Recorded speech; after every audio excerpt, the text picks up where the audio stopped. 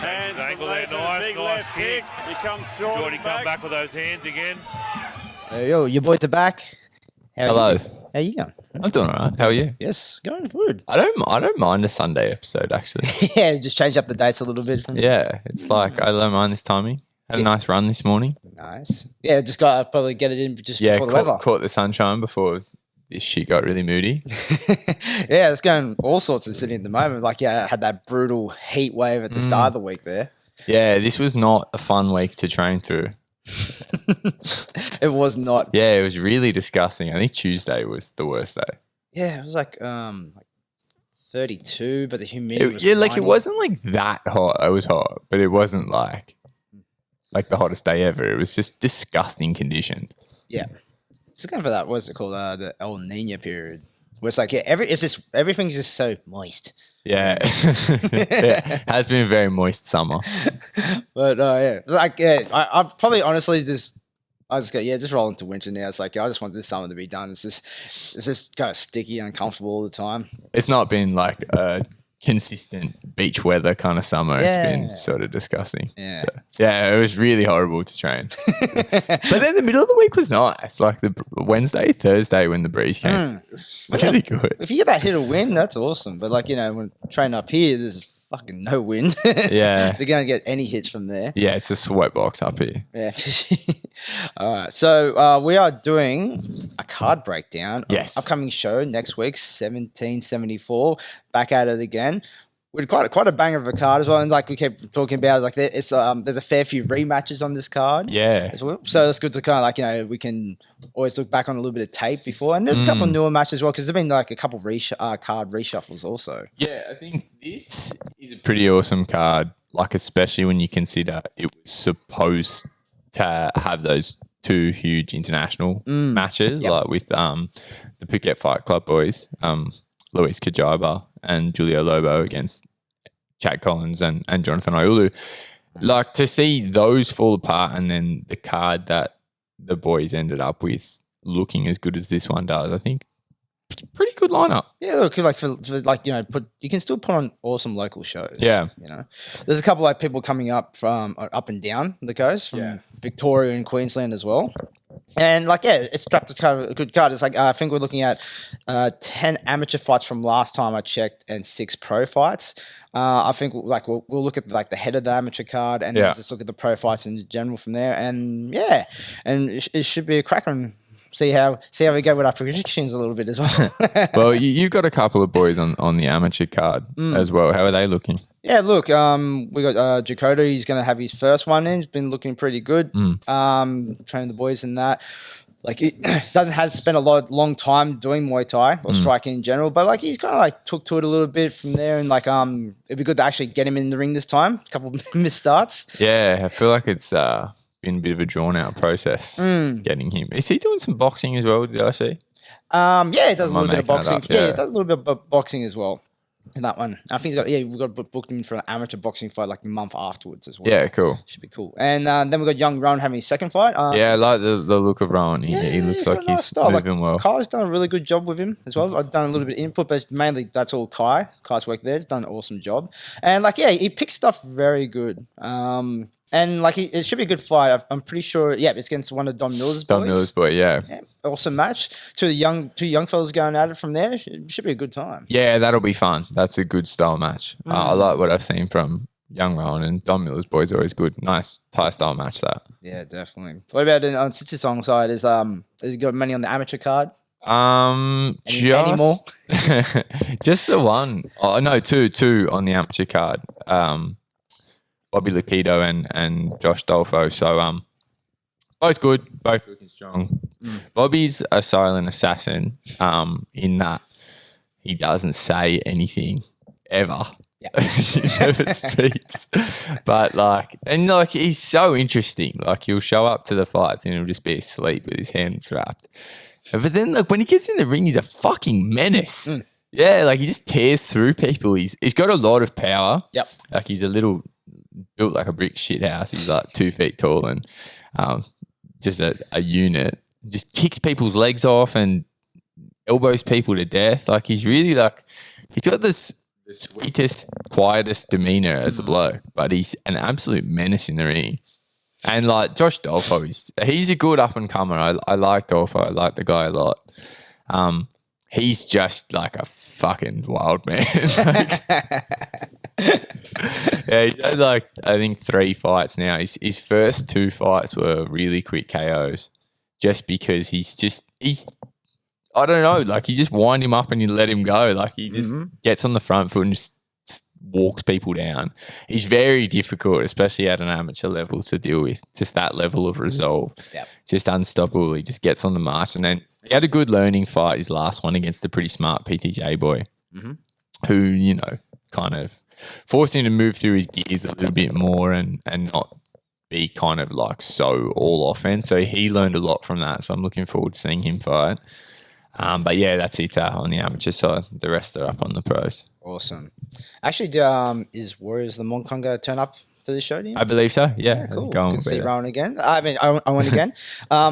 Been doing he's been doing a lot of the local shows and like putting up some awesome clips. Yeah, he's a ledge, and his gym is sick. Yeah, I think it's officially open now as well. I think he's saying like in terms of like, you know, he's trying to yeah, come train now. You know. Yeah, it's cool. It's cool setup. Gets you like sort of off the beaten track a little bit. Out in Kernel, it's real quiet. Yeah, it's chill. He's starting to put on some, having people over to spar and stuff like that. It's a fun place to hang out. Definitely. All right. So let's go into this fight card a bit. So so we talked about some of the guys that we know on the amateur card. So let's go look at the top of the amateur card here, of which the Rising Stars series. This is a good little series. And there's going to be a development day to kick this thing off as well. Yeah. It's going to be a big day. It's a big day. It's going to be huge. All right, so at the top of the amateur card here, we have an Australian Junior Bantamweight WMC title. So this like kicks off our rematches as well. So we have Cale Wilde from SRG, which we've covered before. We also commentated him before as well. We did, yeah. It's got that very nice like he's done that like Muaythai type style. Yeah. Good kicker. Good kicker. Good like kind of fights well off the back foot. Very smooth mover. Yeah, and he's fighting Dre Stadler. I think we had a hard time figuring out. I think that's the last name, but if we got it wrong, sorry. At the very least, Team Stadler. Yeah, Team Stadler from up in Queensland. There, very solid Sunshine competitor. State. Yeah, from there, also like, you know, a lot like they're kind of like that. Yeah, aggressor. Like, you know, kind of stalk forward a little bit more. And like, yeah, last time these two boys fought, they fought on Muaythai League for a WMO title. Yeah. A lot of acronyms. Yeah, as it goes through. And like it ended up being Dre got the decision from there. There was a bit of hoo-ha around the decision from that. I can't honestly comment on it. I don't think I've watched it from my memory. Yeah. But yeah, there seemed to be a bit of controversy around that decision. Maybe there can be a bit of redemption for Cale. Yeah, let's see, eh? This is a fight. I like both of these guys. I really like both teams as well. This is one of those fights where it's pretty clear what the roles are. It's like a bull and matador, femur versus aggressor kind of fight. I suppose the way that the judges looked at the last fight, they were giving some credit for Dre's walk forward kind of style. Cale prefers to fight moving backwards. I think if you fight Cale and you get on the march and go forward, I think you're playing the game. He wants you to play. Like his first step out, you know, you kick off the fight. He doesn't come to you. He likes to go back to the ropes. He's got a good eye. I wouldn't even say for a young guy, like just a good eye in general. It's particularly impressive that he's got the kind of IQ that he does at his age. But like it's just good regardless. His ring positioning's really smart. I also think he's got a maturity to what he does where he doesn't do more than he has to. I think that's one of the hardest things to train out of newer fighters and especially younger guys as well. Like they like to kind of chase things up. Like he knows how to take his scores and keep himself out of trouble, which is an important attribute against someone who's going to try to walk you down. But, you know, it's always fascinating to watch these young guys fight because you don't know if Dre will come in here with a completely different style. Like things are not set in stone. They just like young fellas just have this ability to just completely fucking throw everything out and start again that adults don't. Always, you know, like they can relearn a little bit easier. They're just like, they're sponges for knowledge. Yeah. So let's see what the plan is. Like, I think if I had to guess, I think that kind of archetypal fight structure will probably play out again. I think it'll be aggressor versus technician, but I think it's about kind of on the team Stadler side, sort of, how do you keep Cale in one place? How do you kind of lock him down and kind of, like we talk about his efficiency and his ability to play his game, how do you put him in a place he doesn't want to be and kind of test him there? And that is kind of the story against like a proficient female fighter, a proficient technician, is like make them work more than they want to. Put them in these, kind of make them fight you. Like Cale likes to play tag, to kick and move, to kind of make you chase him. And he's got a good eye. Like he's always looking and kind of trying to frustrate you a little bit like that. So I think that's kind of the game. How do they review the 5 rounds from last time?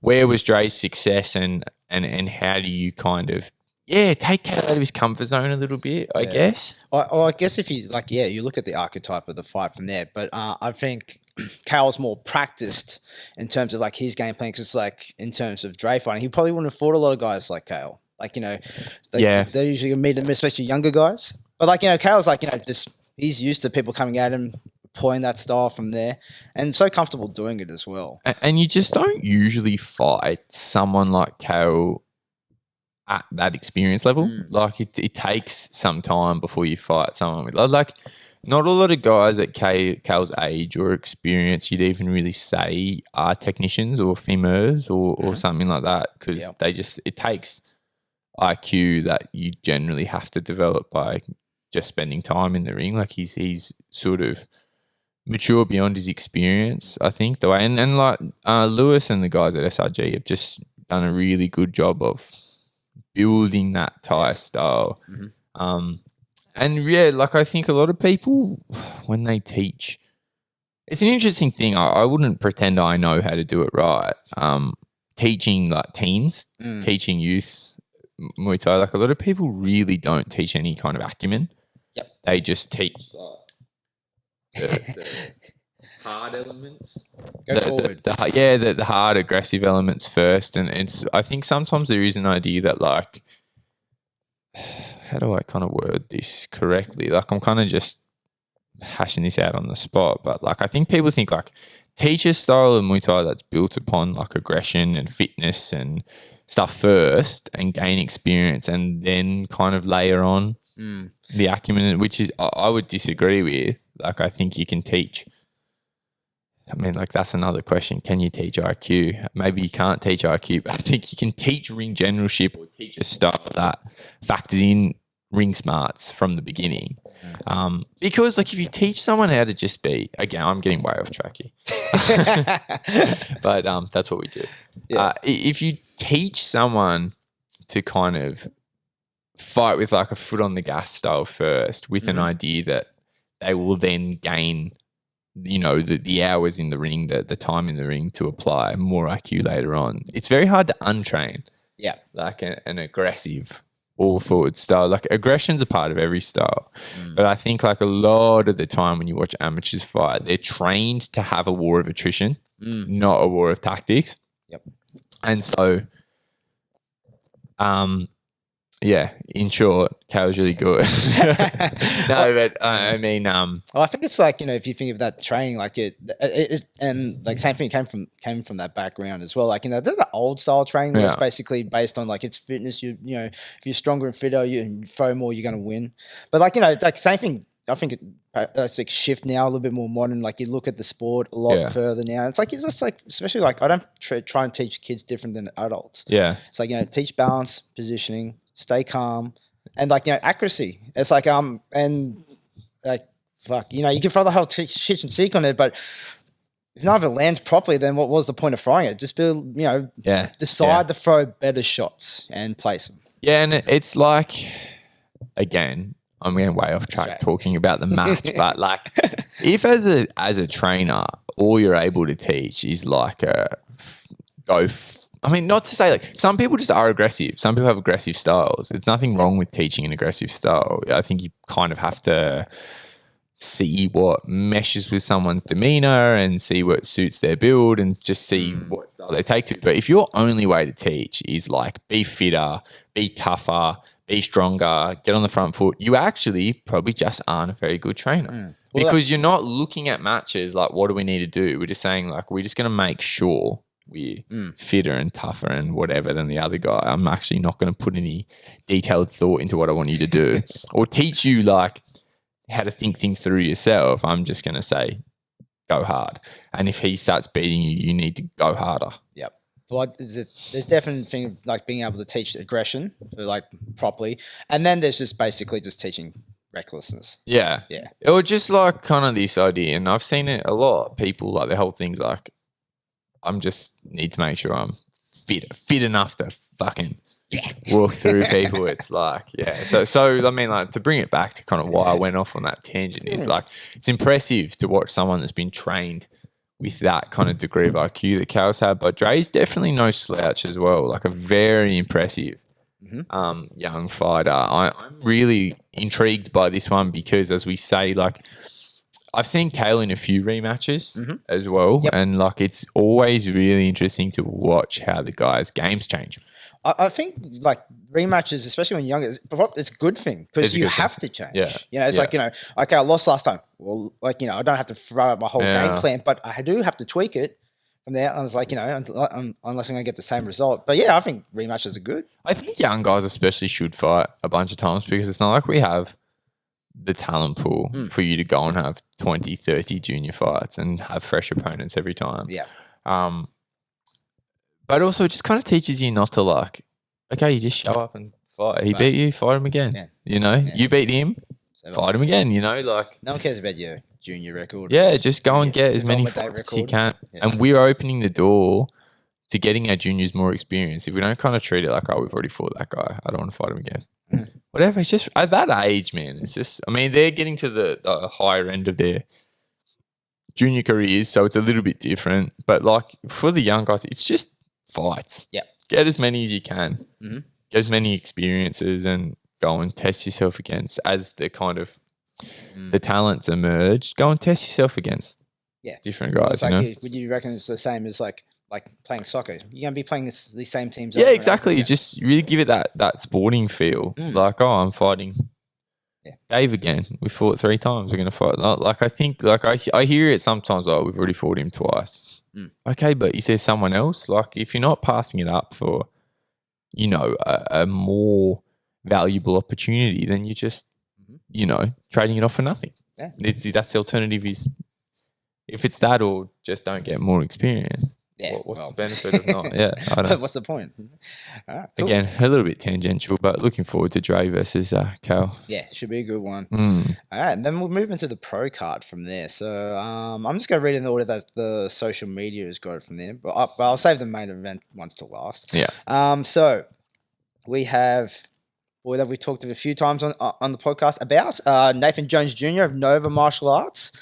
And he's doing a rematch against a guy making his pro debut, Josh McCulloch from Chaffee's Martial Arts out of Tamworth. Yeah. So Newey versus Tamworth. Yeah. Tammy. So these boys have fought before. Twice, yeah, a couple times. You promoted one of them, did you not? Did I promote? Did you? No. Oh. Geordie Bogali versus Nathan Jones of that. Oh, I thought you did, Josh. So where did they have to draw? Can't remember. Oh, it might have been. It's like fuck. That's how long Fire on the Show. I thought you promoted the draw. I thought you promoted the draw. I'm at the back. I'm not sure. I do the backstage work. I'm out there like running around there like a headless chook, wrapping hands and doing pats. Like, hey, it might have been. I don't know. It might have been. I thought you guys promoted the draw, but I could be wrong. It's like, no. I was pretty busy in those shows. You could be right. You could be right. Sorry if I forgot. From there, but yeah, like, you know, Nathan Jones, like, you know, been on a bit of a tear since he's done his pro debut. Like his last fight was on Roots against Indigo Boy. From that, that's a big scout. Big scout, and before that had a great war with Geordie Bogali on 1774. Yeah. Yep. A rematch of a fight that you definitely promoted. Definitely. But now we got this match. So Josh McCulloch from there. How do you reckon this will look around in the pros compared to like the amateurs? A few things to consider here. I'm glad Josh McCulloch has gone pro. Yes. There was some talk about we want to win an amateur world title or something. Like I think I see the logic. It's just a little bit old fashioned. Like Go to IFMAs. yeah, do that. Or like I just think like it's not for the experience that he has and for the guys that he's beaten. I think it's a little bit of a waste to kind of and I'm not criticizing anyone's logic or what the plans were. I'm just as a fan, I'd rather see him in the pros, mixing it up with these guys because like, did you know he beat Ibby as well? Yes. So like he's beaten him and Nathan Jones fought twice. They drew once, and Josh won the other time. Yeah. He also beat one of our favourites. Ibrahim Abisalat from PTJ. Yeah, you can't sleep on them. So to have him hold wins over these two guys that have since turned pro and set the world on fire, I don't want to see him back fighting in headgear. No, definitely you not. know what I mean? He's a good add to the division. Yeah, too good to be just fighting on these little shows. So, Well, got up there. I'm happy to see this happening. A couple of things to consider, like the last time they fought was at 59 kilos. Yeah, they're pretty light boys. Yeah, but that's a bit too small for Nathan Jones, and I think 59 is kind of still Josh's preferred weight, which is interesting. To see kind of where he'll sit in the pro. So he's coming up to 62.5. This is a catch weight contest. So it's an interesting one to watch. Like the last time they fought, Nathan cut a little bit of extra weight and went down. His preferred weight 63.5. So yeah, like Josh is going to come up a little bit, not make Nathan cut so much weight. Will that make a difference? Who knows? I know Josh is quite young, so like I'm not sure if he's grown a bit since I last saw him fight. The way that I kind of visualize it is, I think looking at kind of the size of Nathan Jones at 63.5 against Indigo or against Geordie, like, and then thinking of the last time I saw Josh fight, I think Nathan's probably a bit physically larger. He's probably got a couple of kilos, but Josh could have filled out a little bit. Josh has a nice style. Yeah, it's good like, mover. Expect it. And it's like, I think this is one of those matches, like Josh is not a conventional Thai stylist. He's got like and I think Chaffee's is not a conventional Muay Thai gym. So there are some, it's not like he's super wild or anything. Like he's not like, but there is some unorthodox elements to his game that maybe throw people off. Yeah, he seems to be really good at like off balancing people. Kick the sweeps. Very Sweeps good good, sweeps. yeah. That one's like I think he catches a lot of people by surprise because they don't expect it to kind of come out and from a gym like Chaffee's. Because he's got a funny style of moving. Like he's quite flighty and but like still very quick reaction times. No, I don't think you usually see that kind of like sweep heavy, really timing centric game from people who like to move around a ton. So it's like maybe a testament to his reaction time and his ability to pick a shot. I would so this is an interesting one for me because like I've said many times I'm a big fan of Nathan Jones. I've seen more of Nathan Jones since their last fight than I have of Josh McCulloch. Yes. Definitely. So I'm not sure. I mean, everyone's been fairly inactive. I'm not even exactly sure. Yeah, especially out that way at Tamworth. Like how active can you stay? Yeah, in the amateurs as well. That's going to kind of keep you in the dark a little bit too. So to me, this fight is very interesting and has just a lot of questions because you look like if you didn't give me too much context, like just look, okay, pro debutant versus, the run that Nathan Jones on, I would think you'd got to stack things in favour of Nathan Jones a lot. But obviously I understand that they've fought twice before, so, and Nathan Jones holds a victory. Josh McCulloch holds a victory over Nathan Jones. So I like the matchmaking here. I really like it. I think Josh McCulloch, even you could say, is a little bit of a professional dark horse. Yes. Because he wasn't fighting a lot on these kind of shows that we're more aware of. He's fighting good opponents, but just kind of in these. Yeah, smaller not like stages. the not the big prominent shows in New South Wales like Simon the Sydney and Yeah, so let's see kind of what happens, how he sort of introduces himself. Nathan Jones looking very, very strong. Yes, like the run he's been on from there seems to be building very He's nicely. a good power fighter. And I think it's like the opponents he's been taking it's been good to his development also. Yeah, he's a lefty. Yeah. It's hard to fight a lefty, especially the one that Tricky knows kicker. how to use it. Yeah, so I'm really interested in this fight. This is good. And like we said, I think this opens the door. Again, not Josh McCulloch's preferred weight. His nominated weight is still that 59 kilo. Yep. So if he comes here and he looks good, do we get him and he'll be rematching too? I'll be there for that. I'm there for that as well. So let's see. I'm really looking forward to it. Two very strong up and comers and a good match. Yes. Because I know that, Nathan Jones wants his third crack. Yeah. And let's ditch the headgear and then 5 rounds as well. 5 rounds, yeah. Just checking on there. Yep, 5-3s. Excellent. Good to see. All Yeah, right. I like it. So let's go on to another one from here. So this is a 3x3 round, 63.5 kilo division. Justin Shin from Legends Gym and Tomoki Sato from PTJ.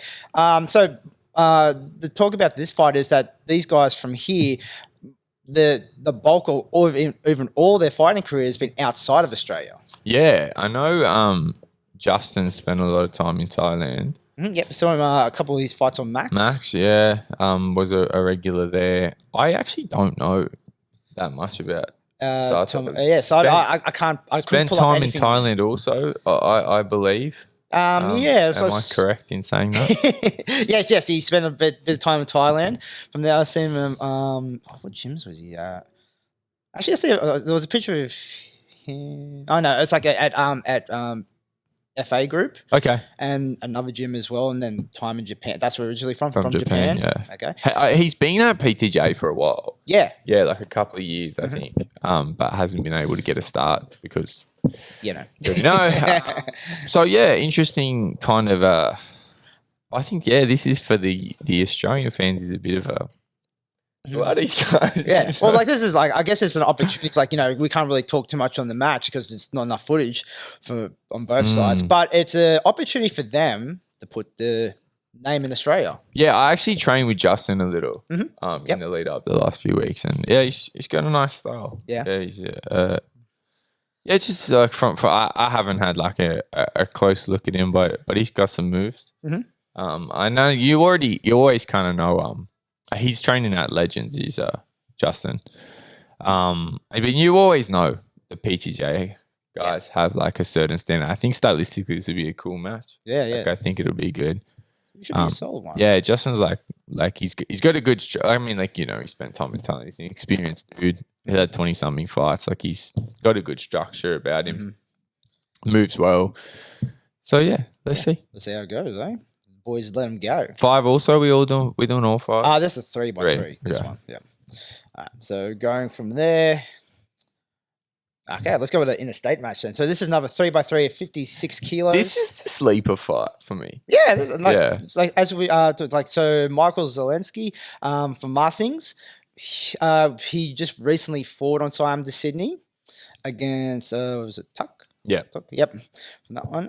And then we have Cale from Immersion MMA. In Victoria there. And we've talked about I think we keep talking about him and Van's fight for the WBC. That was a wicked fight. It's one that stays in your mind, that fight. Yeah, has just had like a lot of big tests. Yes. Had that one. He went up on Fort Rocky as well. Yep. Yeah. Like but it's like for this fight here, Michael Zalenski, it's like same thing. Has a lot of experience outside of Australia as well. Yeah. I think on Super Champ. Fought on Super Champ, Lumpini. And like Cale from there just doing a little bit more out of state stuff at the moment, I'm pretty sure. Yeah. Fighting through. How do you reckon this one's going to look? Victoria, so it has, been a little bit. Stroke. Yeah. But like stylistic wise, how's this one shape up? From what I've seen of Michael, he's a nice technician with not like a. He's got a good ring presence about him. I like that about him. He's quite not like a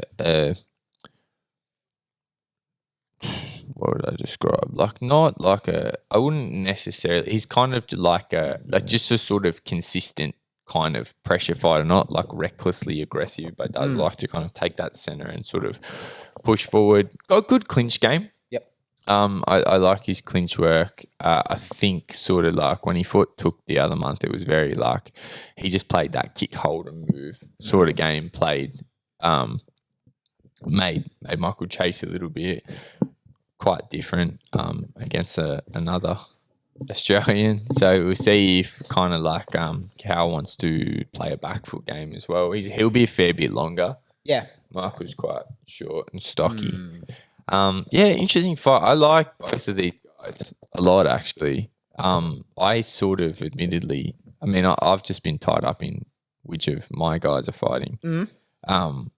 So like I forgot about like some of the other stuff going on, but I think this is a really good fight.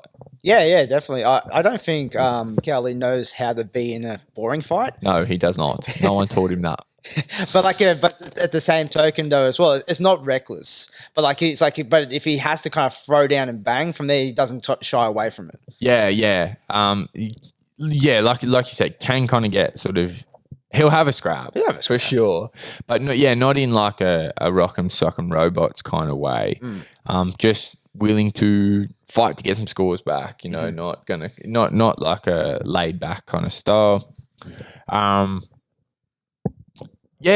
think this one will probably be quite a high tempo sort of match if I look at the way both these guys fight. I think especially 56 kilos, you want to do some work. Speedy fellas. I think the way Cal's one of these interesting guys that like actually both of these guys have that thing where they fight at such a high level, you know, or like they've taken some big steps up where it's like it's interesting to me what's going to happen when that guy goes and fights someone.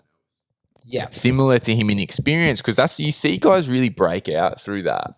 They step up and fight like kind of out of their league a little bit, or take a big leap, take a risk, and then you watch them kind of take that learning, or you know, people kind of just I don't know, absorb something from getting in there with someone that like really trumps them in experience, and that's kind of something that both have done. Yep. In recent fights. And so that I think will really elevate the level of this fight a bit. I think it's a good chance for both of them to get in there with someone more similar experience. So yeah, I'm looking forward to this. Yeah, it's like I think they'll be able to bring the best out of each other from there because like they're both like they're at that similar level now. And and like you said, this is definitely one of the dark matches, I reckon. Yeah, I think this will be a good like. You know, a lot of the people in this card are from the same gyms. So, like, you know who the bulk of the crowd support's going to be from, but it'll be a good little kind of, like a little added extra. A lot like, I think it's a similar situation was Nathan Jones and Geordie Barky. Because the whole crowd that night was Sichithon and PTJ. Yeah. Because that was the whole rest of the card. And then, like, you've just got these two, like, I mean, these guys brought a lot of crowd support as well. It's just like they're both from further out from the venue and stuff like that, and had less guys from their gym on the card. So it was just like this little addition of just this fucking ridiculous. just bangers just going off. Yeah, it's good, I think, to have like when you've got such a, you know, Team A versus Team B crowd set up, this will be, you know, PTJ will be coming in by the busload. Sits on a noisy lot. It's kind of cool to let that whole crowd just be neutral. Yeah. For one more good folk. Everyone's Muay Thai enthusiasts, but once you take friends out of the kind of ring and just people just appreciate the match. All right, cool. So now we'll get to like the bulk end of the card, and then you have a lot of personal experience with like the rest of the card now. Yes, too much. So we have next. Let me pull it up. Jordan Baki from Situthong. versus Linton Wilton from PTJ rematch. Yeah. Again, like last time they fought, this was Linton's. Like he had a bit of a layoff, and this was the comeback fight into the air. And neither have fought in the middle. Nah. Yeah, twice in succession, like a year later, Yeah. 10 months later. Same Like show. So this is a 5-rounder as well, 3 minutes. So yeah, like take us through. How's Barky been training? Barky's like my favorite person in the world, and like I also fucking hate him. No, Barky's been looking good. Like after the last time they fought, I think there was an element of like Barky was a little bit, I don't know, like he felt like Lindon was a big step up for him and he trained accordingly. And I think he fought Lindon and there was like this element of like, nah, I could have done that. Yeah. You know what I mean? Like there's this bit of like I It felt was a close match. it was a close, and honestly, like Barky's just got this thing. Like he just like remember when we commentated his amateur title fight? Yes. And he just fucking steps out and he doesn't stop. And like he's very physically imposing when he plays that kind of forward game. Well, like I guess he's really like that archetype, like Muaythai type fighter, like clinch up, knee, score. Yeah. Yeah, like as a bare basic. yeah, like in that real like you talk about. Okay, I've got another tangent. Yeah.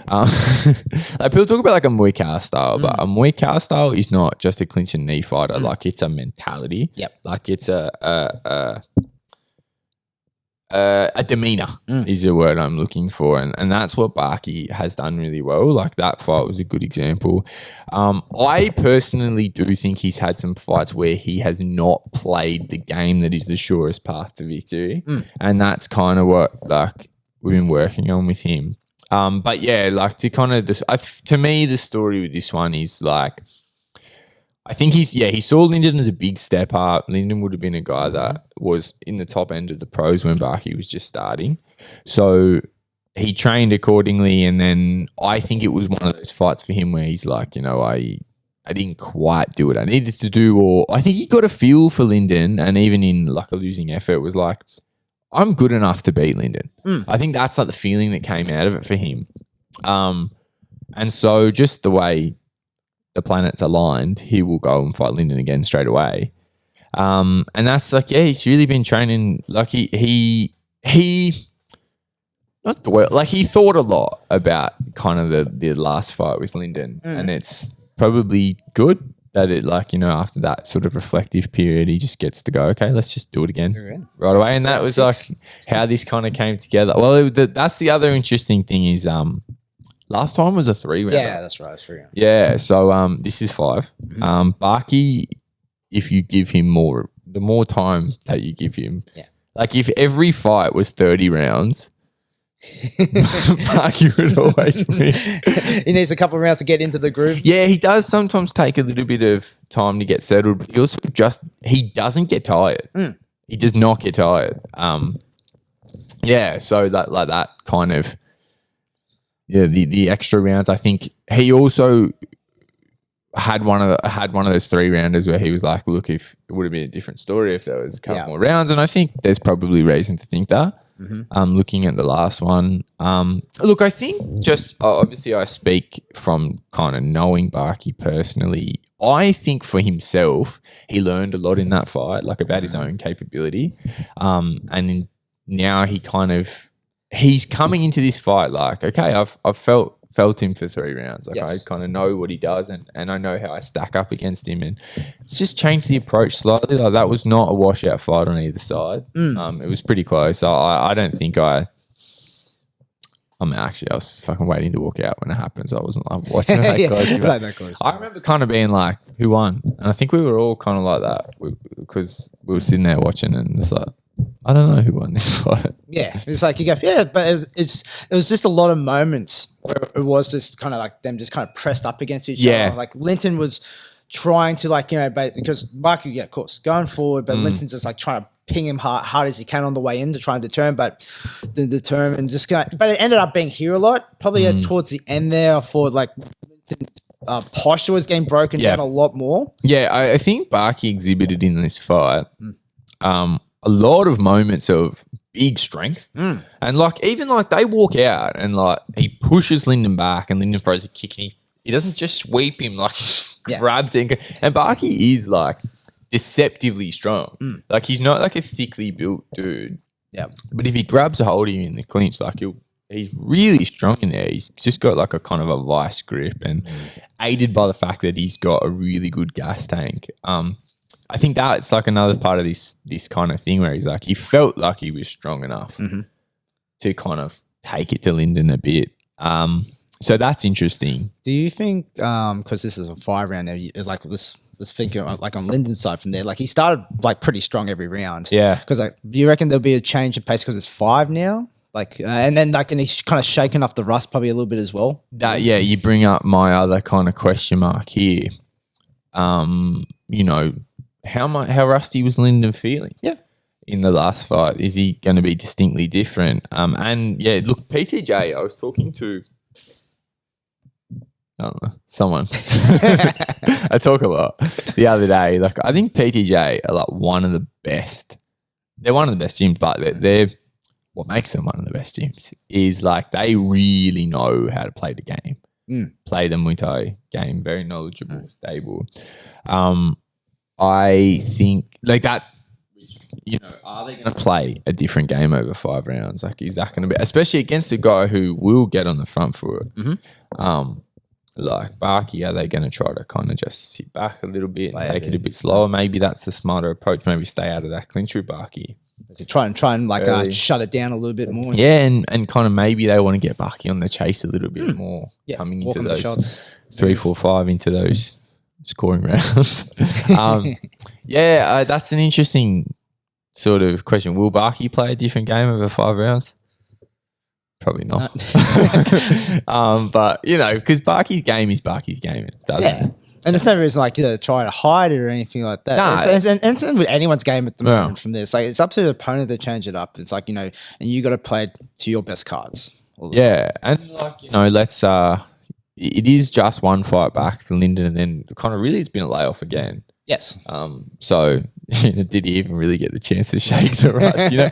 But it's also like coming back, Lindon kind of rejoined competitive Muay Thai after moving into a full-time role as a trainer, which like that can help people a lot. I don't know what Lindon did for work before, like in like the phase 1 of his career, but I'd imagine he's probably got more time to focus now and so that actually I got Lindon on Strava. Oh yeah. Fuck me, that dude is fast. Oh yeah. Got some legs on him, mate. Yeah, like actually that's the funny thing. I have Barky on Strava too. I run with Barky sometimes. But they are the 2 fastest dudes I have on Strava. Oh yeah? Yeah, like Lindon would be like, all right, just a cheeky 10K, 4 minutes 15 a kilometer. Like it's fucking lethal. Just sprinting. Yeah. Madness. And that's like they're similar in that regard. Like they've got, well, they're both fast runners, but how that pertains to Muay Thai is like they've both like got good engines, got that good like kind of what is it, aerobic kind of fitness level. Like they got that aerobic capacity, a high pace, and like you can see the pace that Lindon can hold. Like man loves a war. Yeah. It's like you need an engine. You better have a motor if you're going to fight Lindon, and that like brings us to that question again: are they going to play a different game, knowing it's a 5 rounder? Maybe not. You know, Lindon's had a lot of fights that were really crazy. Yeah, he doesn't from mind the first bell, and you know, Barky will have one of those too. So I'm looking forward to this. I think like all of those things, like the lockdown layoffs, and kind of, it's almost just like last time was like the warm up. Yep. The warm up 3 rounds, and then we get them ready for 5. I know this fight. I mean, I don't know Lindon as well. I'm pretty sure this fight would be important to him. I know this fight's very important to Barky. And like the first was a very good learning experience, and I think kind of taught him a lot that, you know, like sometimes you just come out of a fight and you feel like, okay, I felt like I feel that, and I think I got more to give in that setting. I can relate to a feeling like that, and I think that's kind of where Barky's at with this one. So I'm really looking forward to this one. And obviously, I'm pretty personally invested in it. Yeah. I like this. I think it's a good match, and Yes. I really like when Sichathon fight PTJ, like for a few reasons. Like I think that's two of the top true Thai style gyms in Sydney. They've both been big crowds, and it's like that kind of cool, friendly rivalry kind of vibe. Yeah. Like the last 1774 was exactly like this one. Like the whole lineup was Sichathon versus PTJ, and like I like to watch. Like they both have something in common in that their team. They have big and very supportive teams that are really enthusiastic about Muay Thai. Great atmosphere. Yeah, like that's kind of the word I'm looking for, right? It's like it brings with it good atmosphere, and that'll be really cool. And Barky brings a million Barkies. Just your family members. Yeah, so you've got like the Sichathon team plus the 11,000 people with the last name Barky. The Baki clan. Yeah.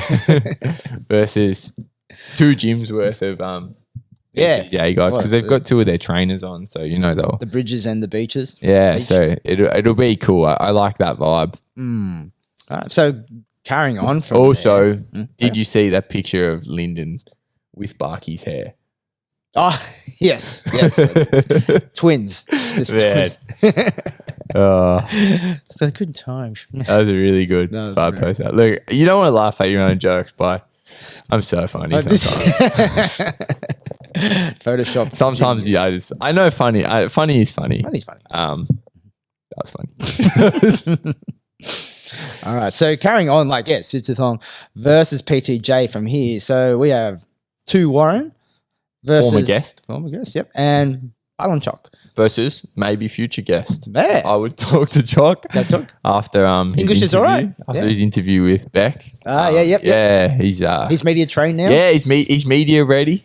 As you have to be if you're going to take on 2, you need to meet personality with personality. I'm picking up what Choc's putting down. Yep. So maybe a future guest for us. Yeah, definitely. I'm sure he would absolutely love that. It. Oh yes, of course he would. I'm pretty sure the reason they did that interview on Instagram was because he really didn't want to do the 1 minute. We just do this one. It's like Yeah. So I'm sure talking to us for an hour would be right up his alley. Definitely. But you just can't keep a lid on his trash talk, as you can see. That's it. That man, he's got so much to say. He wants to create beef everywhere he goes. Yeah. So this match originally, this is a replacement match. This was originally meant to be 2 Warren versus Cruz Biggs, but Cruz out with a knee injury. That's the one, yeah. MCL or something. Yeah, and then one of the CLs. Palungchok's Cruz, and so now. So this will be his 3rd PTJ guy in a row. Yeah, I wonder if 2 even understands that there's fighters outside of PTJ in Australia. And pretty much taken up the top tier of the PTJ guys. Also. And they've probably got more guys that he could fight too. Yeah. Oh yeah, definitely. 67. Yeah, 67 kids. Yeah, of course. Yeah, I think this one's at 68. It says 67 on the social, but it might be different. 5 rounder. Yeah, maybe the cruise fight was 68. Yeah. Okay. Interesting one. Semi-main event. There. And this is interesting. Same thing. So you've done a fair bit of work with 2. Yeah. On the lead up from there, and how's that been going? Fucking nightmare. Yeah, Sue's been an excellent training partner for me. I've been training with him for a couple of years now. I learn a lot from him. He's more unorthodox, extremely unorthodox, but that's not to say what's kind of the right way to word a very thoughtful kind of unorthodox. He's a real thinker. He's a quality technician. Just has his own way of doing things. He's very, very, very difficult to spar because his timing's excellent. He's got really, really good IQ, good reactions, and just moves in a really unorthodox way. He's a very good disruptor, likes to unsettle. He's a good guy. You have to think if you're going to spar him. Yep. You have to think. He's not a guy you can just kind of walk down and pressure, or not a guy he's definitely not a rest round. no way. And he might knock you out as well. That's part of the spice of it all. He's really, really good to spar. He's a really quality training partner, and I've learned a lot from him. He's taught me heaps. Yeah. Because we've had him on as a guest, we've talked about him before. He's fought at a really, really high level. spent a lot of time in Thailand and has kind of taken that and sort of put his own lens on it. Like, he's got great footwork. He places a lot of emphasis on moving his feet in his training. He's a guy that I think he knows where he's at. I think he's had something like 80 fights. So, like, a lot of his focus in training is that 1% stuff. He spends a lot of time doing reaction drills and moving his feet and coming up like a very strategic thinker as well. He can break down a style match really nicely. He's got a good eye. And he'll need it against the guy of Palungchok's level. The gunman. Yeah, the gunman. Interesting name. Yeah, like I think Palungchok we've seen a lot. This is an interesting one, as we say. He's coming in on short notice, off of a layoff. This is his first one. Well, it's like boxing. COVID. Yes, he was boxing. You're right. He actually was meant to have a boxing match, but that kind of fell through as well. Yeah, he's taken to the Marcus of Queensbury rules, which fair play to them. I'm a really big Chok fan. I really like him. It's interesting, like, do boxing, but like if you look at his Muay Thai style, it's very like walk back, makes you walk on the knee. Yeah, he's got like a very points centric step back and knee kind of style. So to go in and do boxing is it's gutsy. I like Chok a lot. Yes, so not off of a long Muay Thai layoff perhaps, but I think the thing with Chok is he's had a lot of wars since being in Australia, but I also think the decision was kind of made that he was fighting too heavy. He's fought some dudes that are a lot bigger than he is, and with good results. Like this morning, I rewatched him versus Reese, the one that we commentated. Yeah, good fight. Good fight. Like he gets, it's almost like the best and the worst of Chok. You can see if they're like, first off, like, he always does best when you can see him. He's smiling. He's like, even like poking the his piss. tongue out. Yeah. And then that's at the why end, I like but then he might, like, I don't know if gas tank or sometimes maybe just switch off a little bit because he goes, I'm pretty ahead of here. Starts to cruise. Yeah, he's not chasing a win. He's trying to, like we say, he's trying to just do enough. Do enough. And like, he's fought some guys that are a lot bigger than he is. And he's beaten some of them, like he had that first fight in Oz was against Jay Tonkin in a fight that's caused no discussion whatsoever. It's just, we watched it, we enjoyed it, we never spoke about it again. But like, Jay's a lot physically larger than Chok. And then Chok, like, I spoke to Andrew, he said he's got to cut some weight. And then he went down to Melbourne and he beat Alexei Petrulius at the lower weight. So he's obviously, it was interesting to see kind of maybe Chok pursue some fights at a lighter weight, but that's not what this is. And Tu's a big fucking dude. He's built. Yeah. He's built. Yeah, he's got some, he's pretty yoked.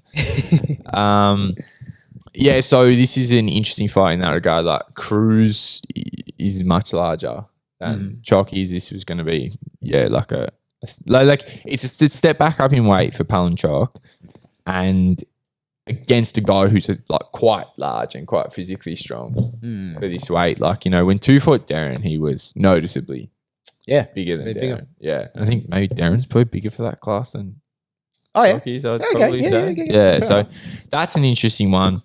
Tu made an interesting comment in his ridiculous promo video when he talked about pineapple socks. He said, I mean, he broke out into song when they were actually recording, but what made the video is he said, I've watched Chok fight and he's not a fighter, he's a survivor. That's kind of Tu's sort of estimation. I get the idea. It's not wrong. Like, I think it's like we say, he likes to play that kind of sit back game. Like, when I say survivor, I wouldn't use the word survivor, but I get what you're saying. I see the point that he's making, right? So his thing is, I'm going to walk Chok down and I'm going to make it exciting. Is that what he's, is he playing games? Is he trying to tell you? Because like, that's the Tu's kind of skill set is so broad that you don't know what game he's going to play. Like, I've seen Tu do a lot of different things in his fights, like in Max and in Thai fight and Raja. Well, even like Singh and Darren fights. Different fights. So he's got like a really broad skill set that he can draw from and different games he can play. The other thing that I was going to touch on before is like the matchup is really different. Cruz and Chok are Completely different super, fighters. like almost polar opposite. Yeah, and they fought each other as well. They did fight each other, yeah. So, was to preparing a particular plan. Mm-hmm. I don't know. But I mean, when two fought Simpayak, I'd say he kind of played a bit more of an aggressive game. He sort of played a bit of a kick for kick sort of game. When he fought Darren, he hung back a lot. And that was something he was criticised for by the guys on commentary, by his own corner team. He's like hung way back. But he took sort of 2 rounds to get settled and then did landed some big power with his punches, rounds 3 and 4. And then round 5, they both kind of just stopped fighting. If you play a game like that with Chok, that's probably playing his game, right? Like, that's what he wants. Yeah, and so two's kind of assessment of the fight. I take him at his word. Yeah. In his little promotional video, he's like, I've got to walk him down and I've got to bring the excitement to the fight. So, and that's probably it. Like from what we've seen, like you mentioned the fight with Reece Saliba, like Chok was kind of cruising in that fight and Reece just fucking flipped the Monopoly board on him and said, I'm not playing this game with you, let's go. And cut him badly. So, not that badly, but cut him all right. It's significant enough. Yeah, and really started to kind of turn the tide. So this is a fight that as well as I know both guys' styles from, I've watched them both fight a lot. I don't know what this looks like. I really don't. Because it's just, both are so experienced. And we've seen a couple of different kind of versions of Chok too. Yeah. And he's been out in box. Is he going to be coming out feeling happy with his hands? Yeah. Like he's just got a new, or I guess a sharpened up skill set. Yeah. How will the short notice influence how he fights? Had nothing on, coming up in Muaythai and jumped into this one. Is he going to be kind of more conservative with the gas tank and kind of try to save his energy for the back end, or just kind of play tag and move and like he's too big and powerful. Like two really can crack with his hands. He's got a good boxing game. If he puts hands on Chok, is Chok going to be like, able to withstand that kind of power? Will he will to it? And what will that do for his kind of hang back to the ropes kind of game if he meets some power? I'm really interested to see this play out. Yeah, it's going to be an awesome It's match. a battle of technicians. I really like this fight. All right, and so now we go to the main event. And this one I'm particularly emotionally invested in. So this is WBC title, Australian title. It's super flyweight, a rematch as well. So we have Soraya from Sittagong versus Kim from Little Kim from Muaythai Militia up in Queensland. And they talking about the rematch as a rematch from there. The original match was on Rebellion, which was also, it's good. And it's I rewatched it this morning and it was really close as well. Yeah. It's there's not heaps in it in terms of there's clearly this way, but but the little things I noticed from there is they went tit to tat for technique. Probably Kim was just a little bit more spot with say in the clinch with elbows, probably a little bit of a separating factor there, but you look at the experience level between the two as well. It's there's a fair bit more in Kim's corner from there to Soraya's. But we always talk about Soraya, her record belays her actual massively her style and her craft. Like I say this all the time, and I don't just say this because I know Soraya personally. Like Soraya is my favorite fighter. And I would say that if I didn't train with her and I was somewhere else. She's unreal, and I feel like people, from what they've kind of seen, you really got to watch. When Soraya fought Kim last, they show her record at the start of the fight. Yeah. 5 fights. Versus, I think, Kim's sort of 40 something, 40-ish, maybe more. And then the commentator, as soon as they start fighting, the commentator says, the record I've got in front of me says Soraya has 5 fights, but she clearly has more than that. And it's no, she's just fucking amazing. I think what I saw in that last fight was a little bit Kim just had more gears. more gears. That's what, because a little Soraya bit more. started very well. Yeah. And was playing like an interesting game. Like, was kind of really, she was quite calm and she was sitting back a little bit, and kind of allowing Kim to kind of walk onto things and holding her own. And then kind of at that midpoint of the fight, I do think Kim was just able to assert herself a little bit better and maybe force Soraya to wilt a little bit, like just kind of impose She was herself. kind of like a little bit more. She was dictating the terms of where the fight was turning towards. And maybe like, because Soraya also, it's worth calling out, had never fought 5 rounds before that, which is interesting because, you know, like Kim, at that experience level, to come into your first 5 rounder with Kim, it's tricky. And I think maybe Kim was a little bit more accustomed to playing a 5-round game in that she really laid the foundation for opening things up for herself. Like, she really started to just chip away at Soraya's legs. Yeah. Like all over Soraya's legs, inside, outside of that first round. So Soraya was kind of like winning points battles early, and Kim was investing and then allowing herself to pull away. That's kind of what happened, I thought, is they started off very close and Kim just started to edge and just kind of just had a couple more gears to work through. I do think it's worth just looking at this, that like, if Soraya gained so much, kind of the amount of ring smarts to take into that fight in 5 fights, she would have learned a lot from the 5 rounds that she spent in the ring with Kim. It's about as hard an ask as you can have at that weight class in Australia.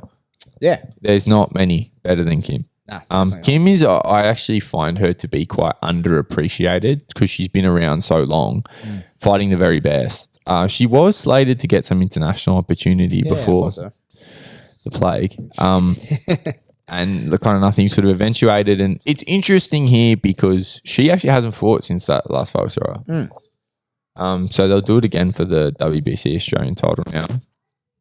You know, a lot going on the other side of the ring too. Soraya's had a baby in that time.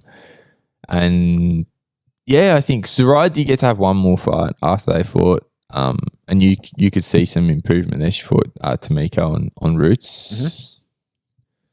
Like, even that would have been, 2 years ago now? Yeah, a bit a little. Yeah, getting Quite a while ago. to some time ago. But could see improvement there. And I know from, like, you know, my insider knowledge, like how driven Soraya is for this fight. Like, getting this rematch means a lot to her. And it is a hard ask to go away for a while, have a baby, and come back and fight someone of Kim's level. Yep.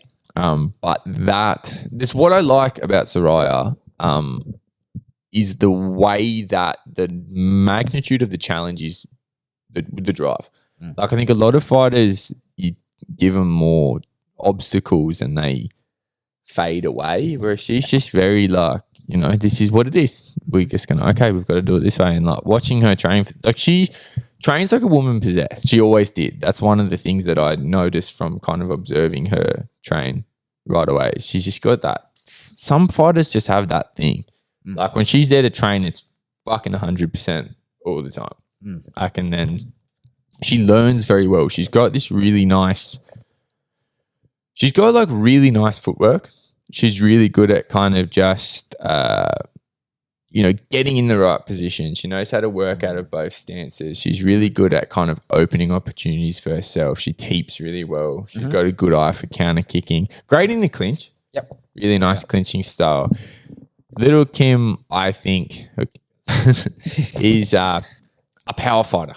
Yeah. You know, she's just got that hard style. She'll walk you down and she will make it a very difficult war of attrition to withstand. And that's like, I think the question in this fight is, has Soraya picked up enough from that last experience opposite Kim to kind of ward off that power, to kind of assert herself and make her presence felt? That's what we've got to watch for. Well, that's it. And like it's like you said, with Soraya's footwork being a big part of it, Kim kind of locking into that as well by trying to take out the legs a little bit. Yeah, like, you know, work on the. She base. fought a smart game in that regard. Like, tried to really just take Soraya's base away early. But like, I talked to Soraya. Like, Soraya is very, very intelligent. Like, ring intelligent and just. just generally, she's a really, really intelligent person, and she learns a lot from these fights, and she has a very kind of well articulated idea of what went wrong last time and what needs to be done differently this time. So interesting, like a lot of kind of contingency going on in the background. What's it like to go and, and like when Soraya had her baby, Caden, she actually got back into a fight camp straight away. Yeah. I don't know if that fight was ever announced. I don't know if we can say she was going to fight. It was a big fight. It was a fight of similar magnitude to this one. She just, okay, fine, baby's out. It's like, I'm good to go now. Is it would probably been 6 months later, right? So what's it like to have a baby and then launch back into fight camps? I sure as fuck don't know. Yeah. I can't imagine it's easy. I have exactly 0 babies, so I don't know what it's like.